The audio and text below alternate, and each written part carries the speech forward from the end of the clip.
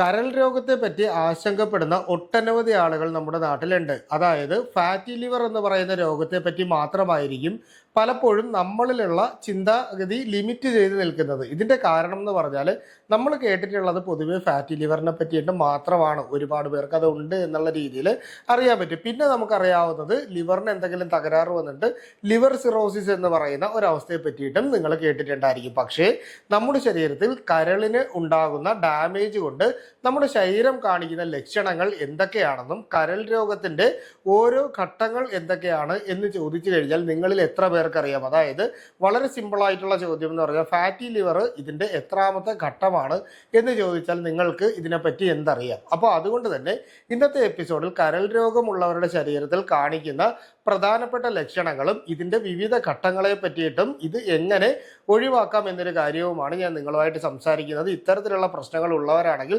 തീർച്ചയായിട്ടും ഒരു സെക്കൻഡ് പോലും പാഴാക്കാതെ പൂർണ്ണമായിട്ടും ഈ എപ്പിസോഡ് കണ്ടിരിക്കണം എന്നുകൂടി പറയുകയാണ്. അപ്പോൾ ആദ്യം തന്നെ കരളിനെ പറ്റി മനസ്സിലാക്കിയാൽ നമ്മുടെ ശരീരത്തിലെ ഏറ്റവും വലിയ ഒരു അവയവമാണ് കരൾ. അതുപോലെ തന്നെ പുനരുജ്ജീവനം, അതായത് വീണ്ടും റീജനറേറ്റ് ചെയ്യാനുള്ള ഒരു ശേഷിയുള്ള ശരീരത്തിലുള്ള ഏക അവയവമാണ്. അതായത് ഒരിക്കൽ നശിച്ച് തുടങ്ങിയാലും വീണ്ടും പുതിയ സെല്ലുകളെ ഉൽപ്പാദിപ്പിക്കുവാൻ കരളിന് സഹായിക്കും. അതുപോലെ തന്നെ നമ്മുടെ ശരീരത്തിൽ ഡീടോക്സിഫിക്കേഷൻ, അതായത് വിഷാംശം നീക്കം ചെയ്യുന്നതിന് ഏറ്റവും പ്രധാനപ്പെട്ട ഓർഗനാണ് കരൾ. അതുപോലെ തന്നെ നമ്മുടെ ദഹന വ്യവസ്ഥയെ ശക്തിപ്പെടുത്തുന്നതും ദഹനം പ്രോപ്പറായിട്ട് നടക്കുന്നതിനും കരളിൻ്റെ അല്ലെങ്കിൽ ലിവറിൻ്റെ എൻസൈംസ് വളരെയേറെ സഹായിക്കുന്നുണ്ട്. അപ്പോൾ ഇത്തരത്തിലുള്ള പലതരത്തിലുള്ള കാര്യങ്ങൾ ഇതിൻ്റെ അകത്തുണ്ട്. അതുപോലെ തന്നെ നമ്മുടെ ശരീരത്തിലെ മറ്റുള്ള അവയവങ്ങളാണെങ്കിൽ എന്തെങ്കിലും ഡാമേജ് വന്ന് നശിച്ചു പോയി കഴിഞ്ഞാൽ അല്ലെങ്കിൽ നശിച്ചു തുടങ്ങിയാൽ പിന്നീട് നമുക്ക് ആ ഓർഗനെ നമുക്ക് റീഗെയിൻ ചെയ്ത് അല്ലെങ്കിൽ വീണ്ടും ശരിയാക്കി എടുക്കാൻ പറ്റുന്ന ഒരു അവസ്ഥയിലായിരിക്കത്തില്ല. പക്ഷേ ലിവർ ആണെങ്കിൽ ഇതിൻ്റെ അകത്തുള്ള ഹെപ്പറ്റോസൈറ്റ്സ് എന്ന് പറയുന്ന സെല്ലുകൾക്ക്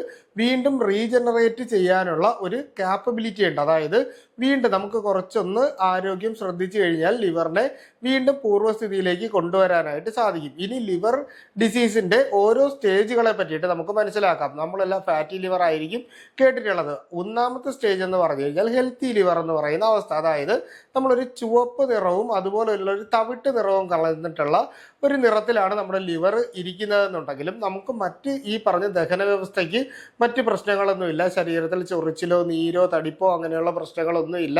ബാക്കി നമുക്ക് ലിവർ സംബന്ധമായിട്ടൊരു സ്കാൻ എടുത്ത് നോക്കിയാലോ LFT എടുത്ത് നോക്കിയാലോ നോർമൽ ആയിട്ടിരിക്കുന്ന അവസ്ഥ, ഇതിനെ ഹെൽത്തി ലിവർ അല്ലെങ്കിൽ ഹെൽത്തി സ്റ്റേറ്റ് എന്ന് നമ്മൾ പറയും.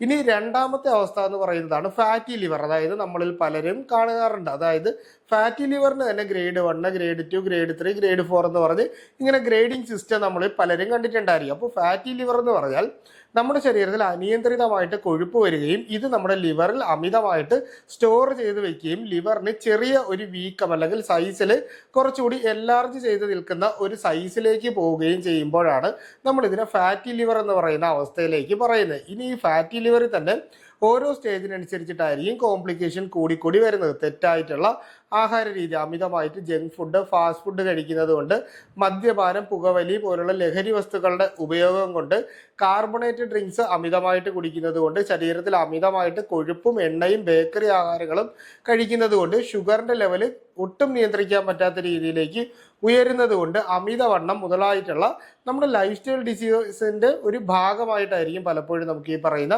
ഫാറ്റി ലിവർ ഉണ്ടാവുന്നത്. അങ്ങനെ ഫാറ്റി ലിവർ ഉണ്ടായി കഴിഞ്ഞാൽ പിന്നീട് നമ്മൾ ഗ്രേഡ് 1, ഗ്രേഡ് 2, ഗ്രേഡ് 3 ഇങ്ങനെ പറഞ്ഞ ഓരോ ഗ്രേഡുകളായി കഴിഞ്ഞാൽ അടുത്തതായിട്ട് ഫൈബ്രോസിസ് എന്ന് പറയുന്ന ഒരവസ്ഥയിലേക്ക് പോകും. അതായത് കരളിന്റെ കോശങ്ങൾ, നമ്മുടെ ഹെപ്പാറ്റോസൈറ്റ്സ് എന്ന് പറയുന്ന സെല്ലുകൾക്ക് ഡാമേജ് സംഭവിക്കും. അതായത് ഇവ നശിച്ചു തുടങ്ങുന്ന സ്റ്റേജാണ്. ഇങ്ങനെ വരുമ്പോൾ നമുക്ക് ഈ കരളിന്റെ പല ഭാഗത്തും ചെറിയ ചെറിയ കുരുക്കൾ പോലെയോ ചെറിയ ചെറിയ കുമിളകൾ പോലെയോ, അതായത് ഇതിന്റെ നല്ല സ്മൂത്ത് ആയിട്ടുള്ള ഒരു സർഫസ് മാറിയിട്ട് ഇറഗുലർ ആയിട്ടുള്ള സർഫസ് പോലെ വന്നിട്ട് അവിടെ ഇത്തരത്തിലുള്ള ഒരു വ്യത്യാസം നമുക്ക് കണ്ടു തുടങ്ങുകയും പിന്നീട് നമുക്ക് ഈ വയറിന്റെ ഈ ഒരു വലത് ഭാഗത്തായിട്ട് നെഞ്ചിന്റെ തൊട്ട് താഴ്ഭാഗത്തായിട്ട് വേദന അനുഭവപ്പെടുന്നത് പോലെയും ദഹനം കറക്റ്റ് ആവാത്തതുപോലെയും നമുക്ക് ശരീരത്തിൻ്റെ അകത്ത് പെട്ടെന്ന് ക്ഷീണം അനുഭവപ്പെടുന്നു, ചൊറിച്ചിൽ അനുഭവപ്പെടുന്നു മുതലായിട്ടുള്ള, അതായത് ഒരു റാഷസ് പോലും ഇല്ലാതെ ചൊറിച്ചിൽ അനുഭവപ്പെടുന്നു മുതലായിട്ടുള്ള പ്രശ്നങ്ങളിലേക്ക് പോകും.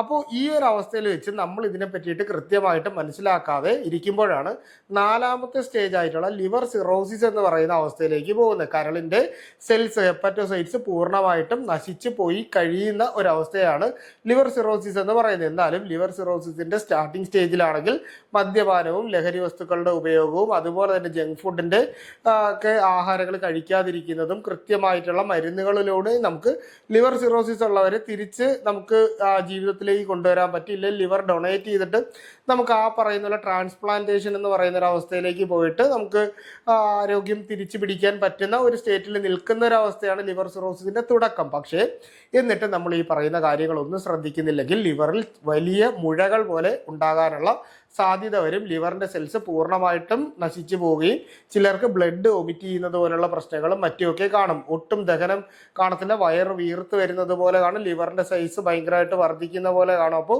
ഈ പറയുന്ന രീതിയിലേക്ക് വരും. ഇനി ഏറ്റവും ഫൈനൽ സ്റ്റേജ് എന്ന് പറഞ്ഞാൽ ലിവർ ക്യാൻസർ എന്ന് പറയുന്ന അവസ്ഥയാണ്.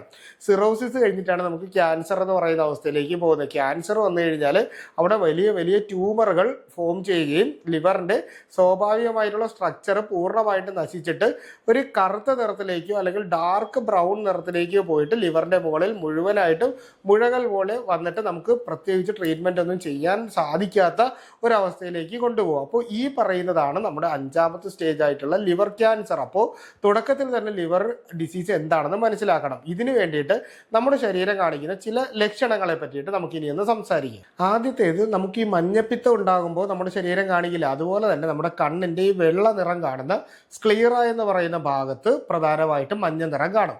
ശരീരത്തിന്റെ കൈ നമ്മളിങ്ങനെ എടുത്ത് നോക്കുമ്പോഴും നമ്മുടെ സ്കിന്ന് നോക്കുമ്പോഴും മഞ്ഞിച്ച നിറത്തിലേക്ക് പോകുന്നത് പോലെ കാണാനായിട്ട് പറ്റും. വയറിന്റെ ഭാഗത്തായിട്ട് ശക്തമായിട്ടുള്ള വേദന, ഇടയ്ക്കിടയ്ക്ക് വൊമിറ്റ് ചെയ്യാനുള്ളൊരു സാധ്യത, അതുപോലെ തന്നെ നമ്മുടെ ദഹനം ഒട്ടും കറക്റ്റ് ആകുന്നില്ല, വയറ് വീർത്ത് വരുന്നു, നമ്മുടെ ശരീരത്തിന്റെ അകത്ത് കുരുക്കളോ മറ്റു പ്രശ്നങ്ങളോ ഒന്നും ഇല്ലാതെ വെറുതെ ശരീരത്തിന്റെ ഓരോ ഭാഗങ്ങളും ശക്തമായിട്ട് ചൊറിയുന്നു. അതായത് ചൊറിച്ചിൽ അനുഭവപ്പെടുന്നു. നമ്മൾ പുറമേ നോക്കിക്കഴിഞ്ഞാൽ മറ്റു പ്രശ്നങ്ങളൊന്നും ഇല്ല.